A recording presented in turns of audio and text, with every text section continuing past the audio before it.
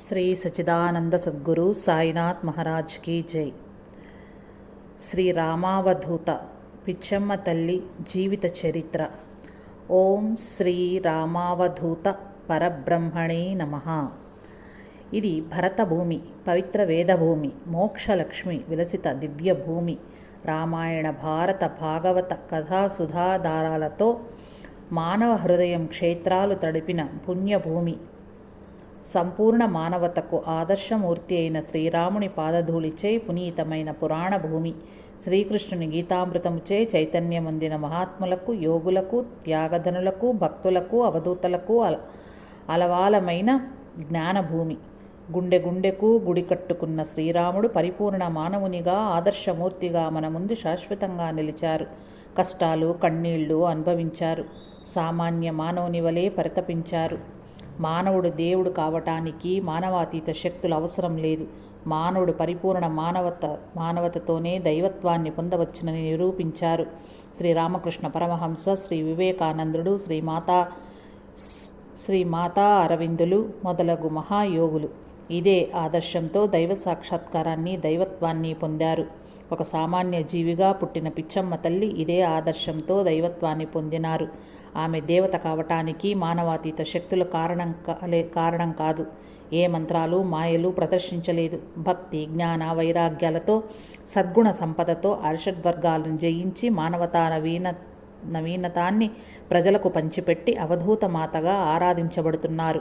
ఆమెకు అక్షర జ్ఞానం లేదు. మోక్ష సామ్రాజ్యం నేలుటకు నిరక్షరాస్యత అవరోధం కాదు. ఈ నగ్న సత్యాన్ని ఆమె రుజువు చేసినారు. మన పురాణాలలో గజేంద్రుడు, తిన్నడు, గుహడు, శబరి ఇంకా అనేకులు ఇందుకు సాక్షిభూతులుగా ఉన్నారు. పశుపక్షాదులు కూడా భక్తితో ముక్తిని సాధించినవి. అవి ఏ యుగం నాటి సంఘటనలో కానీ ఈ కలియుగంలో మన మధ్య మెదిలే ఒక సామాన్య స్త్రీమూర్తి నిరక్షకుక్షిగా నుండి పరబ్రహ్మానుసంధానాన్ని పొందగలిగినారు.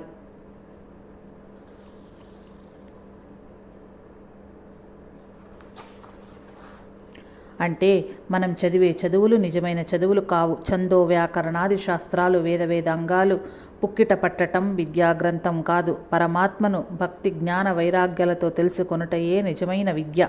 అదే నిజమైన ఆధ్యాత్మికతగా నిరూపించింది పిచ్చమ్మ తల్లి. దేవదేవుని చింతించుచు, దినము చక్రహస్తుని ప్రకటించుచు, చదువు అన్న భక్త ప్రహ్లాదుని భక్తి వైరాగ్యాలను పుణికి పుచ్చుకున్నది ఈ అమ్మ. ఆస్తి, నాస్తి అనే పదాలు ఈనాటివి కావు. రామాయణ కాలము నాటి నుండి పదాల మధ్య వాదోపవాదాలు జరుగుతూనే ఉన్నవి. భగవంతుడున్నాడా, ఉంటే కనిపించడేమిటి?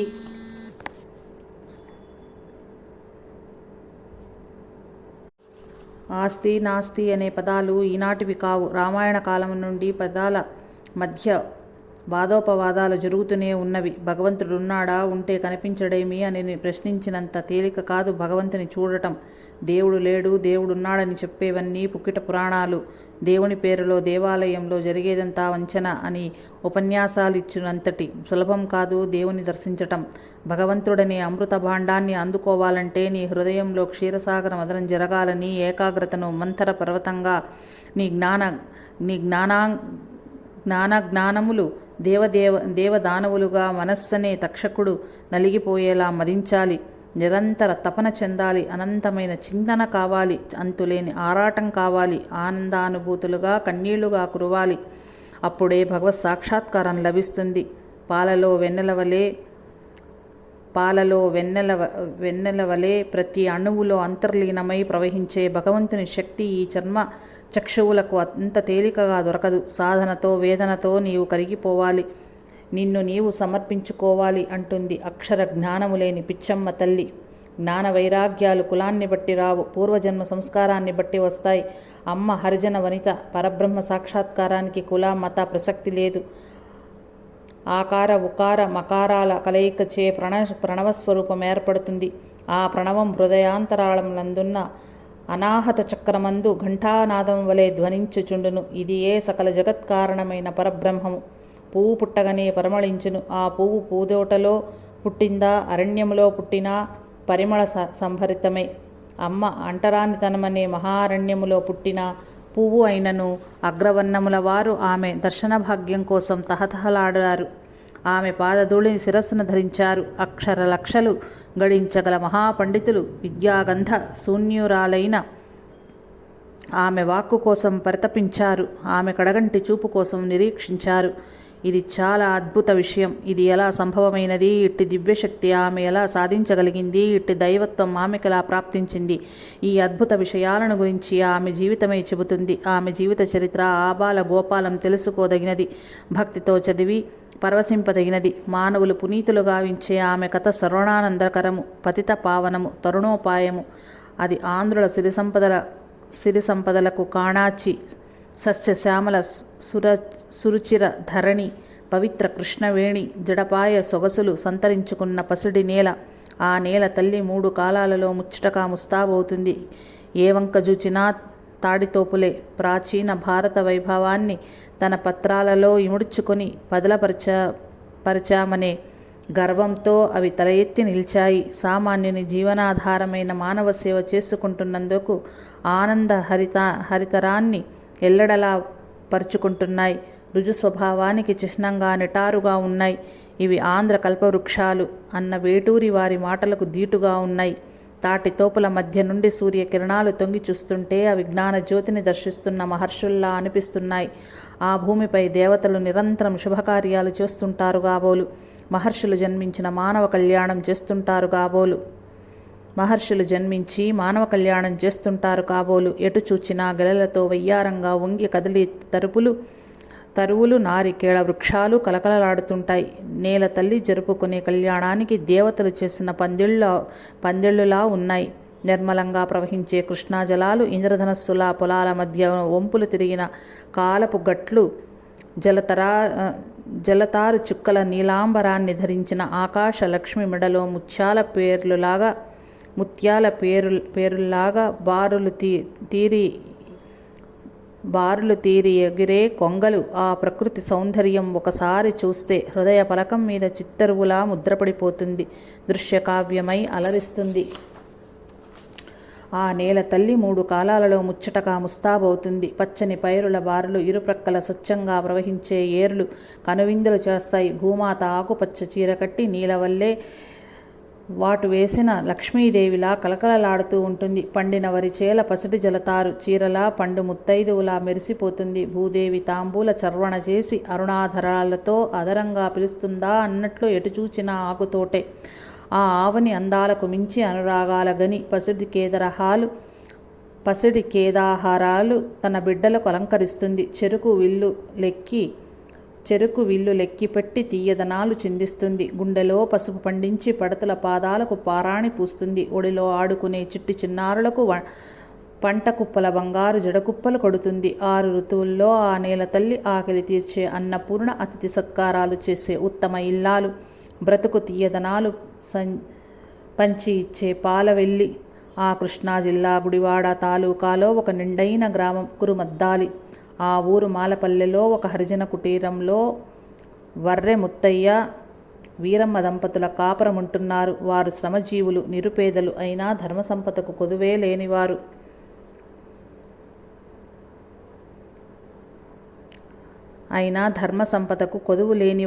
వారి ఇంటికి ఈశాన్యంగా ఒక రామాలయం ఉంది. ఆ రామకటాక్షంలో వారు సుఖజీవనం సాగిస్తున్నారు.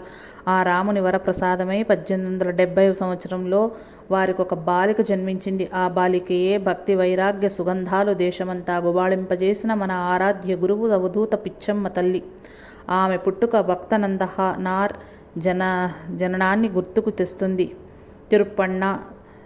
తిరుప్పాణ్ ఆవిర్భావాన్ని, సమ్మాళ్వర్ల ఆవరణమును తెలియజేస్తుంది. ఆ మాలపల్లెలో ఆమె మరుమల్లి ఇలా వెరిసింది. రామకటాక్షమే ఆమె రూపుదాల్చింది. రామవరమే ఆమె జన్మ కారణమైంది.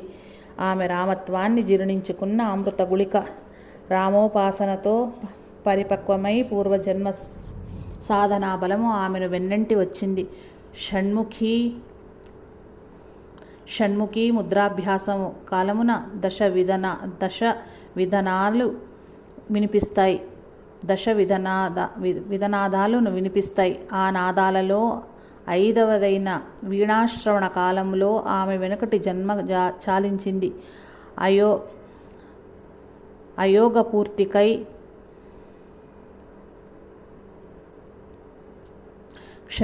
ఆ యోగ పూర్తికై రామానుగ్రహంతో సహస్రారమున వీణానాదంతో మళ్ళీ ఈ జన్మనెత్తింది. కారణ జన్మురాలైన అమ్మ బాల్యం చాలా విచిత్రంగా ఉండేది. తోటి పిల్లలతో ఆటలాడుతూ మంత్రముగ్ధంలా పడిపోయేది. పాడుతూ పాడుతూ ఈమె గొంతు మూగపోయేది. ఆమె తలలో మౌనరాగాలు రవళించేవి, దివ్యనాదాలు ధ్వనించేవి. అవి ఆ చిన్నారి తల్లి ఊహకందేవి కావు. కానీ మోమున ఆనంద చిహ్నాలు గోచరించేవి, మేనున పారవశ్య లక్షణాలు కనిపించేవి. కన్నుల రమోడ్పులయ్యేవి. నరాలు వీణలు మీటినట్లు, అణువున వేణువు ఊదినట్లు, అంతరాత్మలో శంఖాలు పూరించినట్లు, ఆ నాదానుభూతులలో తాను లీనమైపోతున్నట్లు క్రమంగా తెలుసుకోగలిగింది. భేరి మృదంగ మేఘ ధ్వనులు ఆమెలో నిరంతరం మారుమ్రోగేవి. ఆమెకు చిత్కళా దర్శనం లభింపసాగింది. అమ్మ నా తలలో కాదు, నా గుండెలో కాదు, నా ప్రతి అణువులో అంతరాత్మలో ఏవేవో దివ్యనాదాలు మ్రోగుతున్నాయి, ఎంతో కమ్మగా వినపడుతున్నాయి. నన్ను నేను మర్చిపోతున్నాను అని ఆ చిన్నారి పిచ్చమ్మ తన తల్లితో అనేది. వీరమ్మకు మతిపోయేది. కన్నీళ్లతో బిడ్డను గుండెలకు హత్తుకునేది. నా చిట్టి తల్లికి పిచ్చి కాదు కదా అని కంపించిపోయేది. ఒక్కొక్కప్పుడు విభిన్న కాంతి పుంజములు ఆమె కన్నులలో మెరిసేవి. నీలము, పసుపు, ఎరుపు రంగులు నెమిలి పురి విప్పినట్లు, హరివిల్లు విరిచినట్లు, సముద్రపు అలలు ఉవ్వెత్తుగా లేచినట్లు కనపడేవి. అంతలోనే మాయమయ్యేవి. అంతరాంతరాలలో ఆ అనుభూతి నిండిపోయేది. ఆ మందానందంతో మైమర్చిపోయేది. జనసాంగత్యం ఆమెకిష్టం ఉండేది కాదు. ఏకాంతంగా కాలం గడిపేది. ఏవో ఆలోచనలతో కరిగిపోయేది. చీకటిలో చింతిస్తూ కూర్చునేది. శూన్యంలోకి చూస్తూ ఉండిపోయేది. నేలరాలిన మందార పూలను చూచి విరాగిలా నవ్వుకునేది. తనలో తానే అన్వేషించుకునేది. ఆనందానుభూతి నొందెడిది. తల్లిదండ్రులకిదంతా అర్థమయ్యేది కాదు. ఆమెకిదంతా రోగమనుకున్నారు, భూతావేశం అనుకున్నారు. మాలపల్లెలో పెద్దలంతా దివ్యబాలకు మంత్రాలు పెట్టించారు, భూత వైద్యాలు చేయించారు, క్షుద్రదేవతారాధనలు జరిపించారు. ఎన్ని చేసినా ఆమెలో మార్పే లేదు. మునుపటి కన్నా వింతగా ప్రవర్తించేది. రామాలయమే ఆమెకు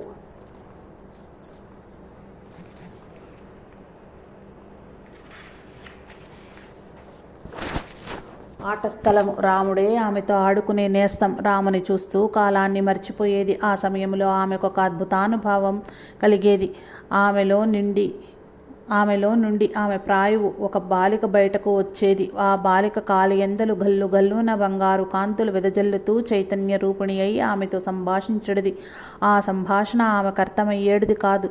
ఆ విషయం తల్లికి చెప్పి, అమ్మా నీకు కూడా ఇలా కనపడుతుందా అనేది. అప్పుడు ఆ తల్లి వీరమ్మ తల్లడిల్లిపోయేది.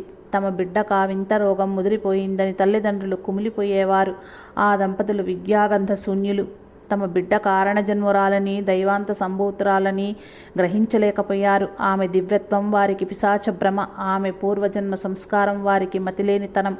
ఆమె వర్ణ సందర్శనానుభూతులు, ఆనందానందాలు వారికి రోగ లక్షణాలు. సుదూర భవిష్యత్తులో జనుల అజ్ఞానందకారాన్ని రూపుమాపునున్న దివ్యజ్యోతి ఆమె. ఆ సత్యాన్ని గ్రహించే సంస్కారము లేని అమాయకులు వారు.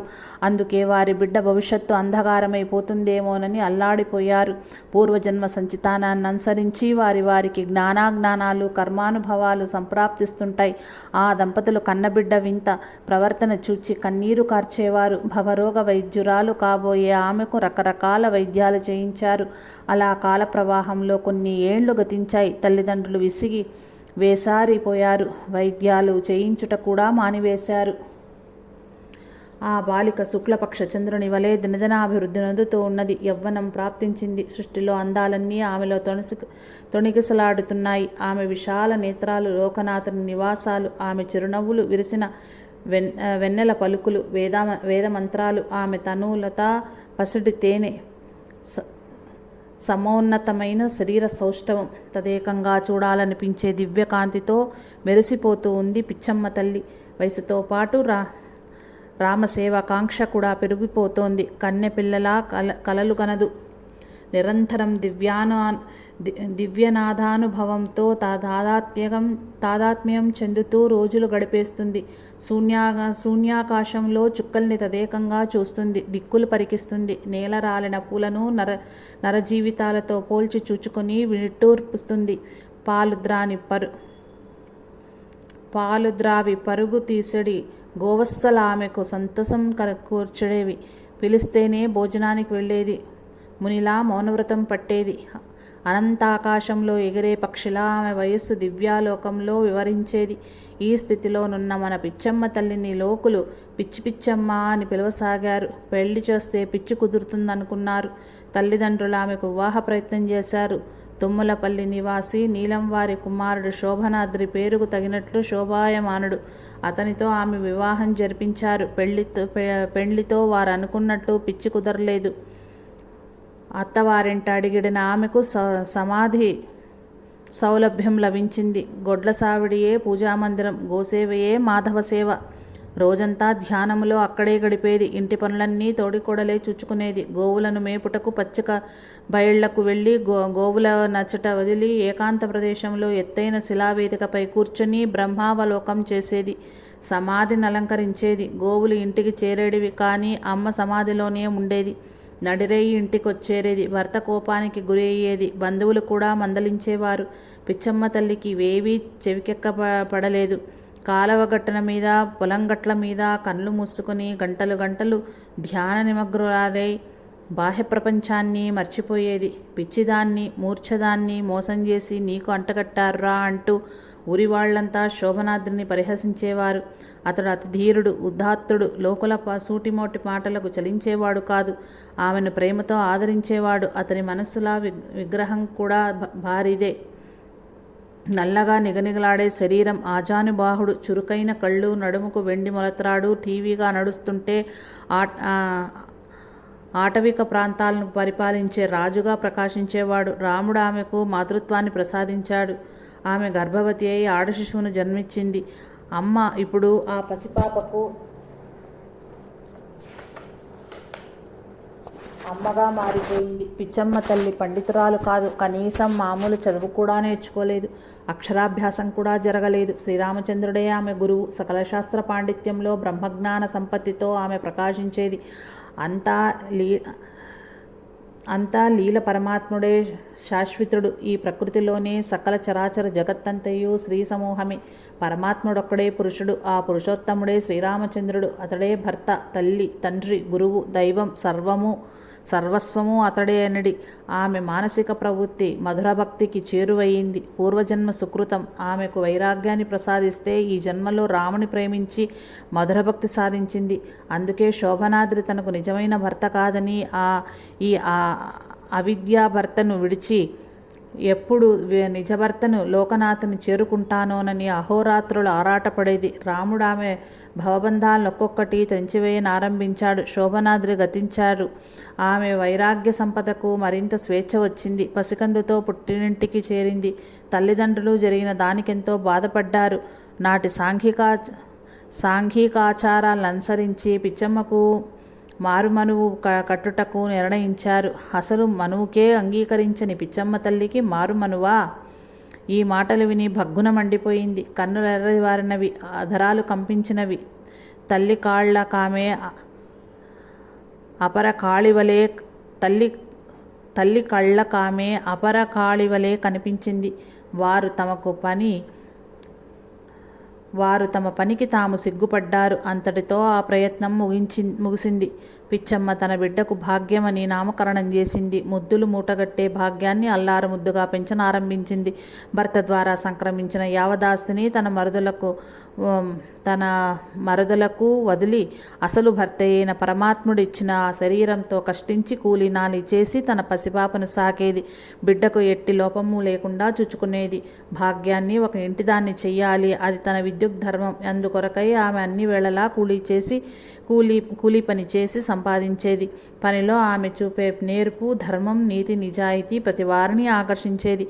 అందరూ కోరి ఆమెను పనికి పిలిచేవారే. ఆమె ముఠా మేస్త్రిగా కూడా వ్యవహరించేది. ఆమె ముఠాలో అందరూ ధర్మంగా నడుచుకోవాల్సిందే. ఆమె ఆజ్ఞ సుగ్రీవాజ్ఞ. తన కష్టార్జితాన్ని వడ్డీకిచ్చేది. ఆ వడ్డీలు నామమాత్రమే. తోటి నిరుపేదలకు ఆదుకోవడానికి, వారి కష్టాలను తీర్చటానికి ఈ సంపదను ఉపయోగించేది. భాగ్యం పెరిగి పెద్దదయ్యింది. యుక్త వయస్కురాలైన బిడ్డకు లోక ఆచారాన్ని అనుసరించి పెండ్లి చెయ్య తలపెట్టింది పిచ్చమ్మ. ఆ ఊరిలోనే ఉన్న తన అన్న కుమారుడు వరుడిగా నిర్ణయించి వైభవంగా పెళ్లి చేసింది. కానీ విధి బలీయమైనది. ఎవరి ప్రారబ్ధ కర్మను వారు అనుభవించవలెను. భాగ్యం వైవాహిక జీవితం 3 నాళ్ల ముచ్చటగా ముగిసింది. కాళ్ల పారాణి ఆరకుండానే, బుగ్గ చుక్క చెదరకుండానే కళ్యాణ తిలకాన్ని విధి కాలరాచి వేసింది. పూచిన తంగేడులా అత్తింటికి వెళ్ళిన భాగ్యం వైదవ్యంతో ఇంటికి చేరింది. కేతుగ్రస్త చంద్రరేఖలా ఉన్న బిడ్డను చూచి పిచ్చమ్మ తల్లి మరింత గంభీరురాలైంది. అడుగడుగునా బాధ ఆమె గుండెను తొలిచివేస్తోంది. ఆ అగాధంలో విచారాన్ని గాక వైరాగ్యాన్ని నింపుకుంటూ ధీరత్వాన్ని నిరూపించుకునేది. భాగ్యానికి మళ్ళా పెళ్ళి అన్న ఆలోచన బంధువులకు, ఇరుగు పొరుగు వారికి లేకపోలేదు. కానీ పిచ్చమ్మ తల్లి ముందు పిచ్చమ్మ తల్లి ముందు మాట ఎత్తుటకు భయపడేవారు.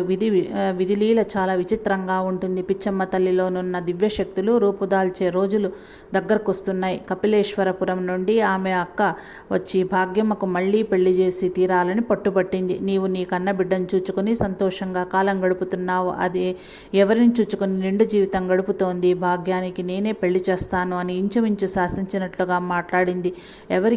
ఎవరు ఎవరిని చూచుకొని సంతోషిస్తారు?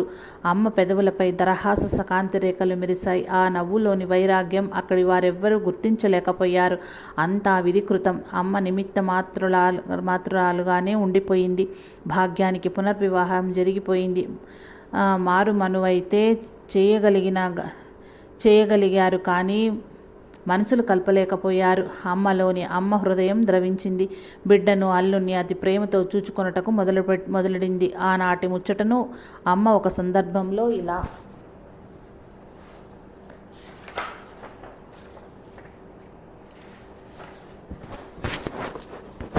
చెప్పింది. అతన్ని శ్రీమంతుల అల్లునిగా చూచుకున్నాను. అతను రాగానే అన్ని రకాల పిండి వంటలు చేయించి పెట్టేదాన్ని. పరిచయమైన రైతుల ఇళ్ల నుండి ప్రత్యేకంగా తెచ్చి పెట్టేదాన్ని. అల్లుడు వచ్చినప్పుడల్లా మర్యాదలు చేసి వెళ్ళేటప్పుడు గుప్పెడు రూకలు ఇచ్చి పంపేది. కానీ అల్లుడు మాత్రం తన బిడ్డను ఆదరించేవాడే కాదు. అమ్మ ఎంతో ఆదరించేదో అంతకు రెట్టింపుగా అతడు భాగ్యాన్ని బాధించేవాడు. భాగ్యం బోరుని ఏడుస్తూ వచ్చి అమ్మ గుండెల్లో తలదాచుకునేది. అమ్మ ఎన్నో నీతులు ధైర్యం చెప్పి భర్త దగ్గరకు పంపేది. కాలచక్రం వేగంగా తన ధర్మాన్ని నెరవేర్తొస్తోంది. అత్త భర్త కలిసి భాగ్యాన్ని వేధించటం మితిమీరిపోయింది. ఒకనాడు భాగ్యం కన్నీరు మున్నీరుగా ఏడుస్తూ అమ్మ దగ్గరకు వచ్చింది. అమ్మ ఒడిలో వెక్కి వెక్కి ఏడ్చింది. భర్త అత్తగారు పెట్టే బాధలు భరించలేనని కన్నీరు కార్చింది. అమ్మ బిడ్డను అక్కున చేర్చుకుని అనునయించింది. ఆడపిల్ల అత్తగారింట్లో ఉంటేనే గౌరవం, భర్త సాన్నిధ్యాన్ని శరణ్యం. భర్తను విడిచి వస్తే ఇహపరాలకు దూరం అవుతుంది. అలనాడు సీతమ్మ గారు కూడా ఎన్నో బాధలు పడలేదా అంటూ ధైర్యం చెప్పి బిడ్డను భర్త దగ్గరకు పంపింది. అన్నీ తెలిసిన అమ్మ కూడా సంఘానికి, సనాతన ధర్మానికి విలువనిచ్చింది. మహాత్ములకు వాక్శుద్ధి సహజమైనదే కదా. కారణ జన్ములు, తపోధనులు, మహాభక్తుల వాక్కులు నిష్ప్రయోజం కానేరవు. మానవ శరీర రూపంలో ఉన్న ఆ మహాతల్లి మనస్సు బాహ్య సంబంధ విషయాలపై ఎంతో వ్యధ చెందింది. వేదనలో వేదాలను, వేదాంత రహస్యాలను నేర్చుకున్న దివ్యమాతృశ్రీ అయిన పిచ్చమ్మ తల్లి భవిష్యత్తులో పరమాత్మ సాక్షాత్కారం పొందనున్నది. అందుకు జీవితంలో ఎన్నో పరిణామాలు జరగాలి. ఆ పరిణామాలు ప్రయత్నంగా ఆమె సూచించుట జరిగేది. ఒక సందర్భంలో అమ్మ తన కుమార్తెను ఉద్దేశించి అది నూతిలోనే పడి సచ్చినా బాగుండును, కష్టాలు విరగడైపోవునని అన్నది. ఇది సంసార సాగరాన్ని దాటే ప్రయత్నంలో ఆమె పడిన ఆవేదన, భవబంధాలు తెంచుకోవటానికి గిజగిజలాడుతున్న ఆమె హృదయ స్పందన. ఒకనాటి రాత్రి భాగ్యం నూతిలో పడినట్లుగా పీడకల వచ్చింది. అమ్మ ఉలికిపడి లేచింది. అప్రయత్నంగా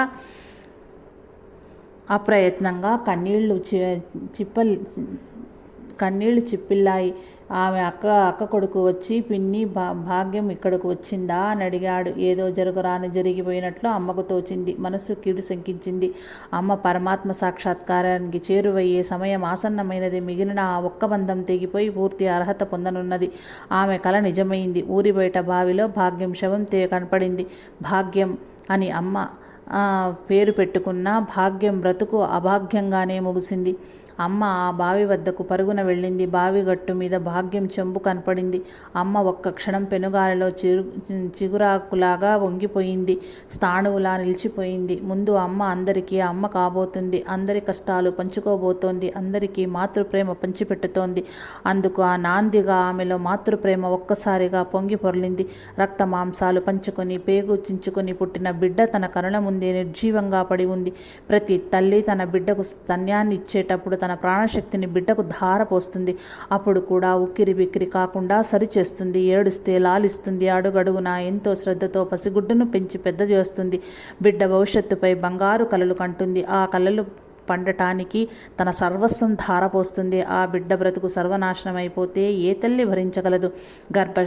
గర్భశోకం భరింపరానిది కదా. అమ్మ మనస్సు ఇప్పుడు మండు వేసవిలా అయింది. కన్నీళ్లు ఆ వేడికి ఇంకిపోయాయి. ఆమె హృదయం దుఃఖంతో దహించుకొని పోయింది. ఆమె ఇప్పుడు తప్త కాంచలా దగదగలాడుతోంది. పోలీసులు అమ్మను చుట్టుముట్టి భాగ్యం ఆత్మహత్యను గురించి ప్రశ్నించారు. అమ్మ దోషులను చట్టానికి ఒప్పగించలేదు. రాగద్వేషాలకు అతీత స్థితిలో ప్రవేశించింది. దాని ప్రారంధమే దాని మరణానికి కారణం అన్నది నిర్లిప్తంగా అమ్మవారికి మూర్తీభవించిన అంబలా కనపడింది. నమస్కరించి వచ్చేశారు.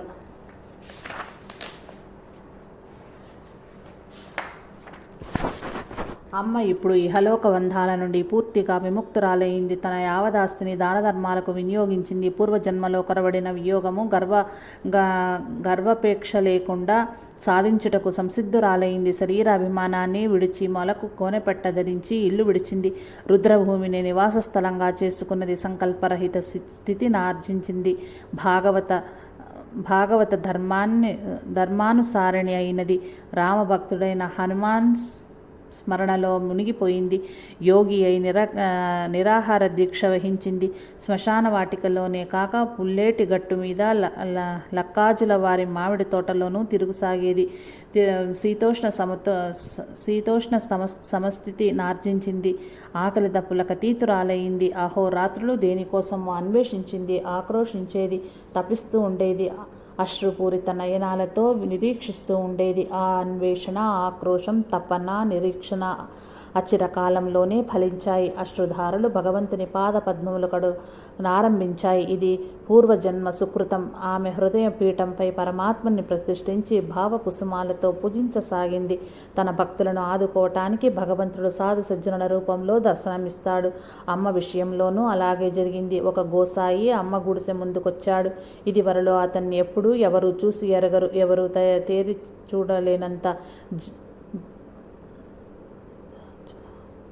జాజ్వల్యమానంగా ప్రకాశిస్తున్నాడో ఆ గోసాయి. అతడు అమ్మ గుడిసెలోకి వెళ్ళాడు. అనునయించాడు, ఆదరించాడు, కన్నీటి ధారలు తుడిచి ఏవో ఉపదేశించాడు. మానవ సేవయే మాధవ సేవ. నీ తపనతోటి మానవుల మేలు కోసం, నీ అన్వేషణ వారి దుఃఖోపశాంతి కోసం, నీ కన్నీళ్లు వారి కల్మషాలను కడిగివేయటం కోసం ఈ ఉపదేశం ఆమెకు నూతనోత్తేజాన్ని ఇచ్చింది. గోసాయి గుడిసె నుండి బయటకొచ్చాడు. ఎటు వెళ్ళాడో ఎవరికీ తెలియదు. తిరిగి అతడు కనిపించలేదు. అతడు ముమ్మాటికి రాముడు. అమ్మకు సాక్షాత్కారం కలిగింది. సూర్యోదయం కాగానే చీకటి మరుగున పడినట్లు దప్పికచే అలసట చెందువానికి సురాపగలో జలమిచ్చినట్లు అమ్మకు రామదర్శన భాగ్యం లభించింది. రాముడు ఆరాధ్యదైవమైనాడు. ఆమెకు మహాచైతన్యము వెల్లివిరిసింది. భౌతిక ప్రపంచంలో సంబంధాలు పూర్తిగా తెగిపోయాయి. ఈ శుష్క జీవిత యాత్ర తాత్కాలిక నాటకమని ఏనాడో గుర్తించిన అమ్మ మనోజ్ఞ సచ్చిదానంద స్వరూపమున అంతర్లీన భాగ్యమునందుటకు ఇంతకాలం పట్టింది. ఇది పరిపక్వ దశ. అమ్మ ఇప్పుడు దుఃఖిస్తూనే ఉంది. ఇది వెనకటి దుఃఖం కాదు. తోటి మానవుల దుఃఖ నివృత్తి కోసం పడే ఆరాటం. సకల జీవులకు లయస్థానం. నటరాజ నాట్యశాల ఆమె విరాహ భూమి.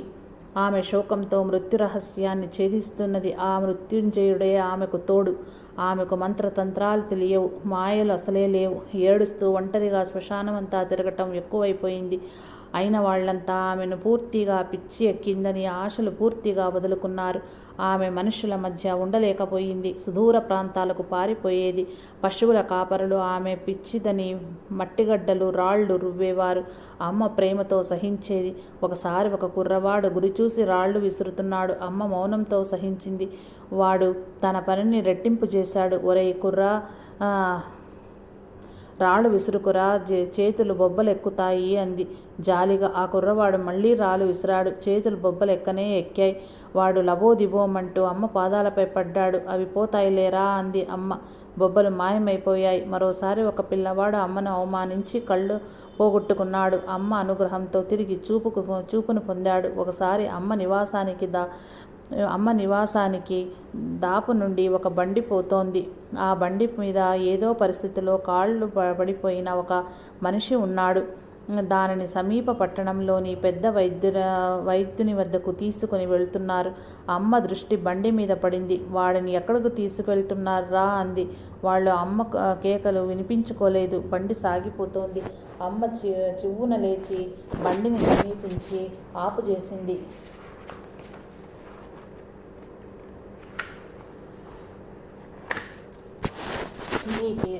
వీనికేమైందని మరలా ప్రశ్నించింది. కాళ్ళు పడిపోయినవని వారు సమాధానమిచ్చారు.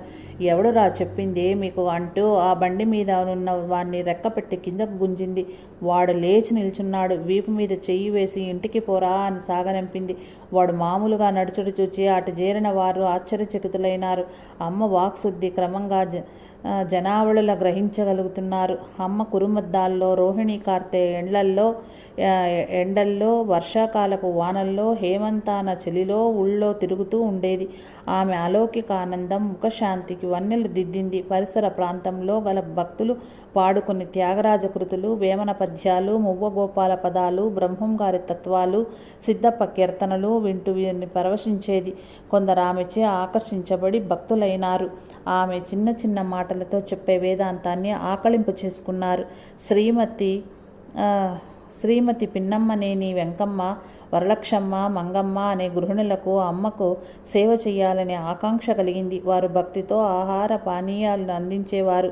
నడిరేయి కూడా అమ్మ వారి ఇండ్లకు వెళ్ళేది. ప్రేమతో వారిచ్చే ప్రసాదాన్ని స్వీకరించేది. ఇప్పుడు అమ్మ శరీరం నుండి జ్ఞానాగ్ని, యోగాగ్ని సెగలు పోగా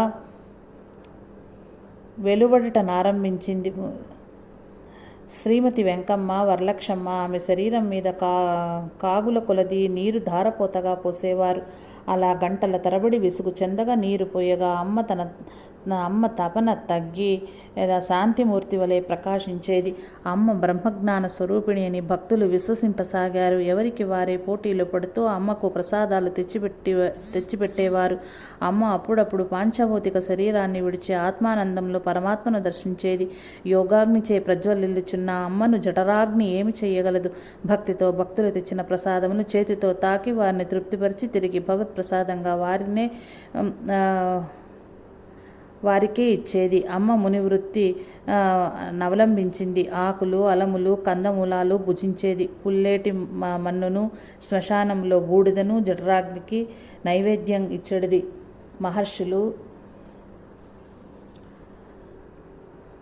సాంద్రారణ్యాలను తపోభూములుగా చేసుకుంటారు. జనవాటికలు, కోలాహలములు వారి ఏకాగ్రతకు అవరోధాలు. ప్రశాంత వాతావరణంలో ఆశ్రమాలు నిర్మించుకొని తపస్సమాధిని అలంకరిస్తారు. ఆ ప్రదేశంలో పరస్పర విరోధం కల జంతువులు కూడా కలిసిమెలిసి తిరుగుతుంటాయి.